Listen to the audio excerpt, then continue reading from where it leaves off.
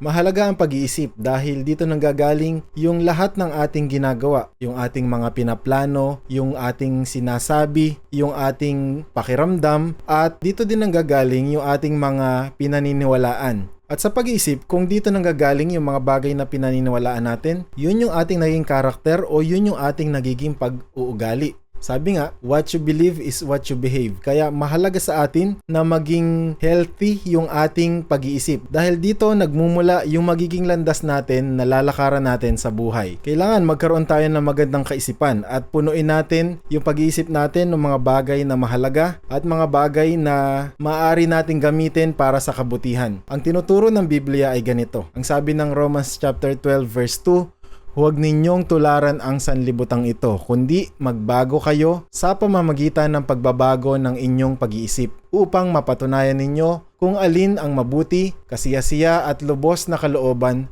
ng Diyos. Sa Biblia, inuutusan tayo na magbago tayo ng pag-iisip dahil sa ating isip, doon din tayo nagkakaroon ng tukso. Ito yung tinatawag na battleground. Dito nagkakaroon ng giyera, yung pangailangan ng ating spirito at ng ating laman. Kung magiging katulad lamang tayo ng mundo sa pag-iisip, hindi tayo makakapagbigay ng kapurihan sa Diyos. Pero sa pagbabago ng isip, dito natin malalaman kung anong totoong kalooban niya sa buhay natin. Yung kalooban niya na kasiyasiya, mabuti at tama.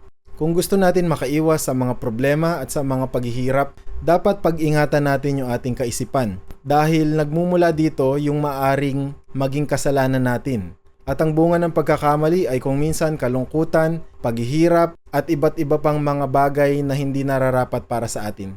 Ang sanlibutan ay nakatuon sa masasamang nasa ng laman, yung mga pansamantalang bagay o mga temporary things. Pero kung ang isip talaga natin nakatuon dun sa eternity, sa mga bagay na para sa Diyos, ito yung mas mabuting bagay na dapat natin maintindihan o maunawaan. Kaya dapat mas nasain natin na magkaroon tayo ng pag-iisip na makalangit kaysa pag-iisip na makalupa. Dahil tayo ay inihahanda ng Diyos sa mas malaking bagay. Kaya sinasabi din ng Biblia na ituon natin yung ating pag-iisip sa mga bagay na nasa itaas at huwag natin ituon sa mga bagay na makalupa.